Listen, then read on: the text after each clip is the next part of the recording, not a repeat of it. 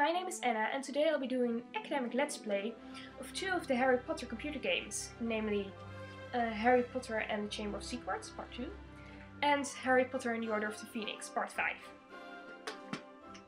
My focus will lie on how they made the book narratives, the original 7 books, into game narratives, and how this differs between the two games.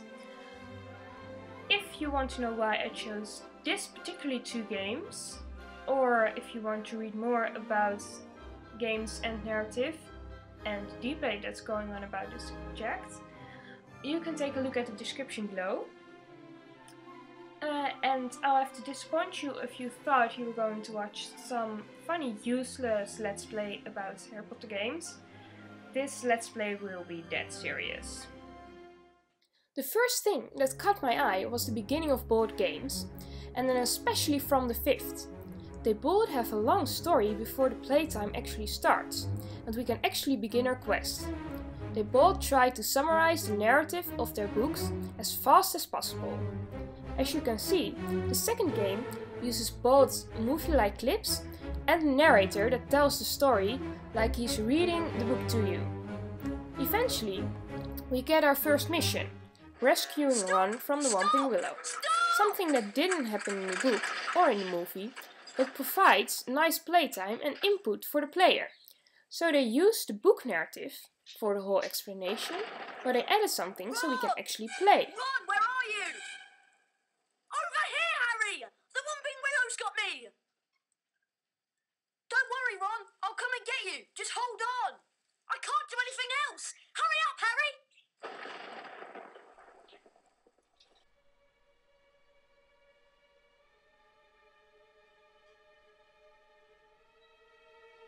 When we take a look at the beginning of the 5th game, they used a different strategy. They frankly just copied the movie, which isn't that weird. I mean, they needed to transfigure written text into screenplay, and they already did that with the movie. So why not just use it for the games as well, only then with our CGI game characters instead of real actors.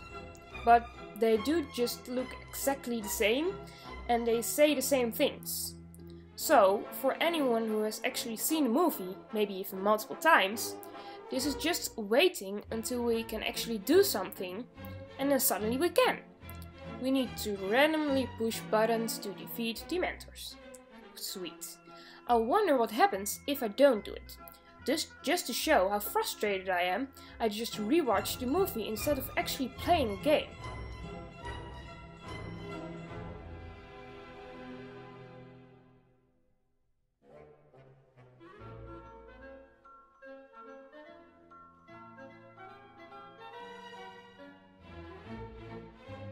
As you can see, nothing is really happening. I chose not to defend myself or Dudley, and it doesn't have any consequences. The game just waits until I do what I am supposed to do, which is pretty annoying if you ask me. I have no input to the outcome of this situation. I tried making a Dementor look my way by taking my wand out of my back pocket, but still the Dementor didn't seem able to suck out my or Dudley's soul. I am forced to cast a Patronus. Let's try to commit suicide again. Now we're far enough in the game to walk freely through the castle. I'm trying to jump off the floor I'm standing on, but sadly enough the game keeps pushing me back. I can balance, but I can't fall. So I guess I can't really change the narrative that much. The fact that this frustrates me does mean I value the amount of interactivity in the game. I want to play, not just listen to or read a story. I guess that places me on one side in the debate about games and narratives that I mentioned earlier. I'm a ludologist at this point, and I do have to admit that Espen Aarseth has a point in his article Quest Games and Post-Narrative Discourse, in which he says that games aren't narratives in the way books and films are. He literally says that when games are analyzed as stories, both their differences from stories and their intrinsic qualities become all but impossible to understand. Games need to be played to be games, and therefore this logic function is very important. Luckily, at this point of the game, we can actually do something. Again, though this game came out 5 years after Chamber of Secrets, this is not a part that actually exists in the books or movies. They did, however, make this task important to the narrative, because it influenced our spell knowledge and our ability to actually create Dumbledore's army. The game changes the narrative by becoming playable. Interesting is that here the spells are all correct. They exist in the books and have the same effect. This game therefore tries its best to combine the narrative world the book created and the medium game.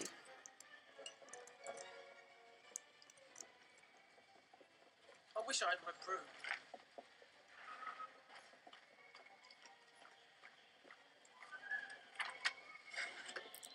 Let's see if we can kill ourselves in the second game of the series, in the same way we've tried in the 5th game. Funny is that we can actually do this in the older Harry Potter game.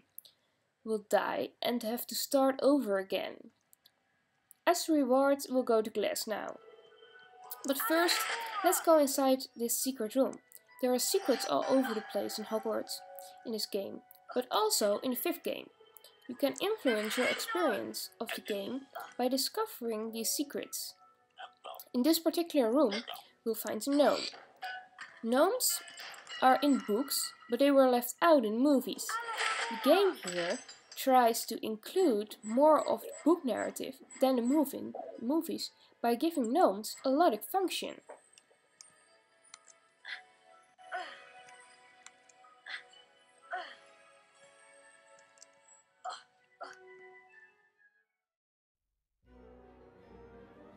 Once we've learned a spell, we have to go to a challenge to practice the spell. Famous Gilderoy Lockhart just taught us Rictusempra, a spell that, if you ask him, works against nasty little creatures. Well, it's clear Gilderoy is not the brightest, because Rictusempra is also known as the tickling spell. Yes, we are tickling creatures to beat them in this game. But hey, we learned it from Gilderoy Lockhart. Besides, the firecrabs we attack are actually protected species, if we may believe Fantastic Beasts and Where to Find Them. This shows that the game plays with narrative. It tries to include things, but changes them to let us play with it. Another example are the giant orange snails that are also in books. Besides, the challenges aren't in the books, but lessons and spells are. So this second Harry Potter game screams book narrative renewed, while the 5th Harry Potter game uses the ideas of the movie to tell a story.